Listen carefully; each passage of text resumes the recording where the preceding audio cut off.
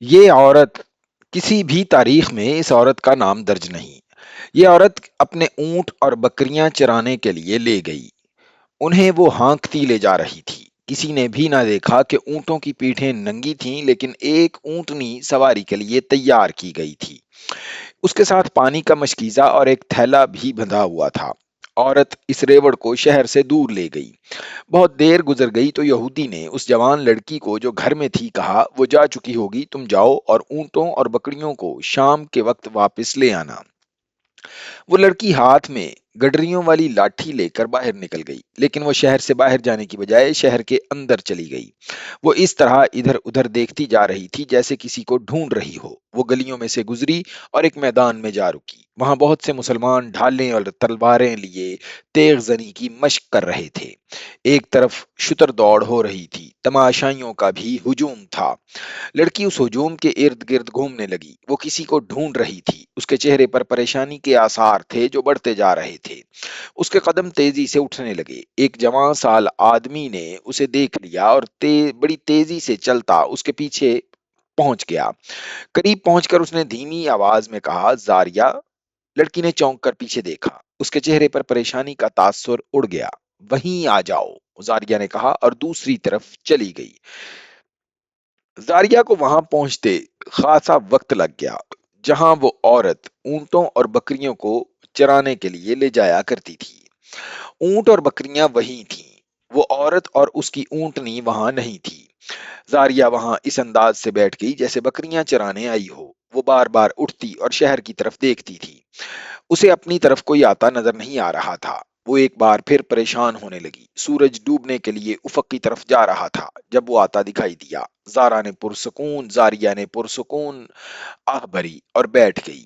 آؤ عبید، زاریہ نے اسے اپنے پاس بٹھا کر کہا، تم اتنی دیر سے کیوں آئے ہو؟ میں پریشان ہو رہی ہوں۔ کیا میں نے تمہیں پریشانی کا علاج بتایا نہیں؟ عبید نے کہا، میرے مذہب میں آ جاؤ اور تمہاری پریشانی ختم ہو جائے گی۔ جب تک تم اسلام قبول نہیں کرتی میں تمہیں اپنی بیوی نہیں بنا سکتا۔ سوچو زاریہ، سوچو، ہم کب تک اس طرح چھپ کر ملتے رہیں گے؟ یہ باتیں پھر کر لیں گے، زاریہ نے کہا۔ میری محبت مذہب کی پابند نہیں، میں تمہاری ہی پوجا کرتی ہوں، خوابوں میں بھی تمہیں ہی دیکھتی ہوں، لیکن آج میرے دل پر بڑا بوجھ آ پڑا ہے۔ کیسا بوجھ؟ مسلمان مکہ پر حملہ کرنے جا رہے ہیں، زاریہ نے کہا۔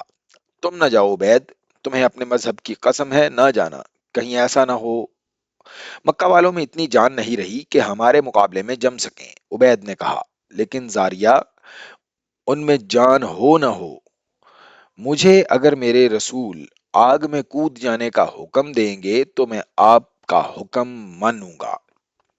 دل پر بوجھ نہ ڈالو زاریہ، ہمارا یہ حملہ ایسا ہوگا کہ انہیں اس وقت ہماری خبر ہوگی جب ہماری تلواریں ان کے سروں پر چمک رہی ہوں گی۔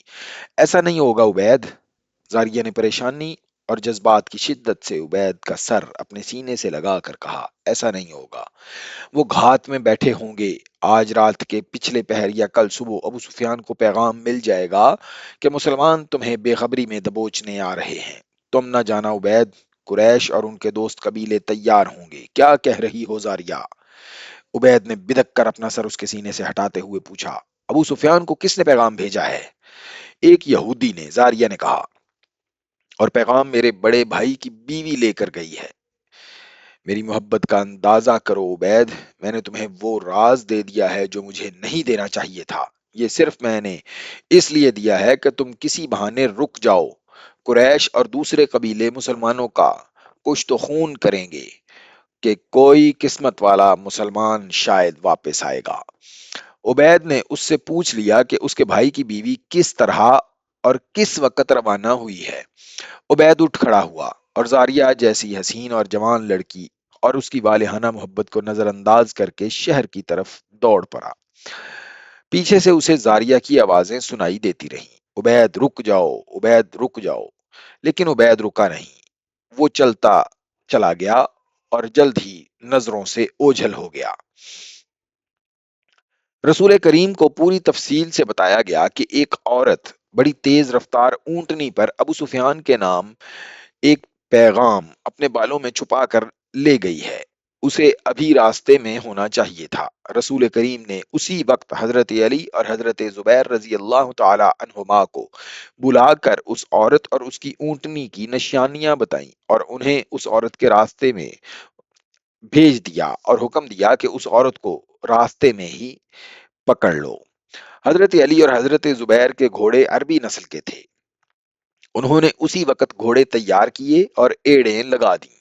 اس وقت سورج غروب ہو رہا تھا۔ دونوں شاہ سوار مدینے سے دور نکل گئے تو سورج غروب ہو گیا۔ اگلے دن کا سورج طلوع ہوا تو حضرت علی اور حضرت زبیر کو کے گھوڑے مدینے میں داخل ہوئے۔ ان کے درمیان ایک اونٹنی تھی جس پر ایک عورت سوار تھی۔ مدینے کے کئی لوگوں نے اس عورت کو پہچان لیا۔ اسے رسول کریم کے پاس لے گئے۔ اس کے بالوں سے جو پیغام نکالا گیا تھا وہ حضور کے حوالے کیا گیا۔ آپ نے پیغام پڑھا تو چہرہ لال ہو گیا۔ یہ بڑا ہی خطرناک پیغام تھا۔ اس عورت نے اقبال جرم کر لیا اور پیغام دینے والے یہودی کا نام بھی بتا دیا۔ رسول اکرم نے اس عورت کو سزائے موت دے دی، لیکن یہودی اس کے گھر سے غائب ہو گیا۔ اگر یہ پیغام مکہ پہنچ جاتا تو مسلمانوں کا انجام بہت برا ہوتا۔ مکہ پر فوج کشی کی قیادت رسول اللہ فرما رہے تھے۔ رسول اللہ صلی اللہ علیہ وسلم نے تیاریوں کا جائزہ لیا اور کوچ کا حکم دے دیا۔ اس اسلامی لشکر کی تعداد 10,000 پیادہ اور سوار تھی۔ اس لشکر میں مدینے کے ارد گرد کے وہ قبیلے بھی شامل تھے جو اسلام قبول کر چکے تھے۔ مؤرخین نے لکھا ہے کہ یہ لشکر مکہ جا رہا تھا تو راستے میں 2-3 قبیلے اس لشکر میں شامل ہو گئے۔ تقریباً تمام مسلم اور غیر مسلم مؤرخوں نے لکھا ہے کہ رسول خدا کی قیادت میں اس لشکر کی پیش قدمی غیر معمولی طور پر تیز تھی، اور یہ مسلمانوں کا پہلا لشکر تھا جس کی نفری 10,000 تک پہنچی تھی۔ یہ لشکر مکہ کے شمال مغرب میں ایک وادی مر الزہر میں پہنچ گیا جو مکہ سے تقریباً 10 میل دور ہے۔ اس وادی کا ایک حصہ وادی فاطمہ کہلاتا ہے۔ رسول اکرم اس مقصد میں کامیاب ہو چکے تھے کہ اہل مکہ کو ان کے لشکر کی آمد کی خبر نہ ہو۔ اب خبر ہو بھی جاتی تو کوئی فرق نہیں پڑتا تھا۔ اب قریش دوسرے قبیلوں کو مدد کے لیے بلانے نہیں جا سکتے تھے۔ رسول اکرم نے کسی نہ کسی بہروپ میں اپنے آدمی مکہ کے قریب گرد و نواح میں بھیج دیے تھے۔